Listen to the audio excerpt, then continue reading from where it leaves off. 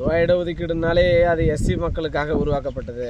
அந்த சமுதாயத்தில் இருக்க இளைஞர்கள் படித்து மேலே வரணும், அவங்களுக்காக அதை உருவாக்கியிருக்காங்கன்னு சொல்லி தமிழ்நாட்டில் ஒரு பின்பற்ற ஒரு சில கட்சிகள் கட்டமைக்கிறதோடு மட்டும் இல்லாமல் அதை மாணவர்கள்ட்டையும் கொண்டு போய் சேர்க்குது. ஆனால் உண்மை நிலவரம் என்னென்னா, எல்லா சாதிக்கும் இங்கே இடஒதுக்கீடு உண்டு. பிசி 30% வாங்குறாங்க, எம்பிசி 20% வாங்குது, எஸ்சி 15%, அருந்ததியர் 3%, எஸ்டி 1%, இப்படி 69% தமிழ்நாட்டில் மட்டும்தான் இடஒதுக்கீடாக கொடுக்கப்பட்டு இருக்கு. இது மாணவர்களிடையே ஒரு ஆரோக்கியமான சூழ்நிலையை ஏற்படுத்த மாட்டேங்குது. நான் 200 மார்க் வாங்கினேன், இவன் 180 மார்க் தான் வாங்கினான், இவன் உள்ளே போயிட்டான், அப்போ நான் எனக்கு கிடைக்க வேண்டிய இவன் மேலே இவன் தானே வாங்கிட்டு போயிட்டான், அப்படி கிடையவே கிடையாது. உங்களுக்கு கொடுக்கப்பட்ட உங்கள் இடஒதுக்கீடுல உன்னை விட அதிகமாக மார்க் எடுத்த உன் சமூகத்தார் யாரோ தான் அந்த வேலையை வாங்கிட்டு போயிட்டாங்க.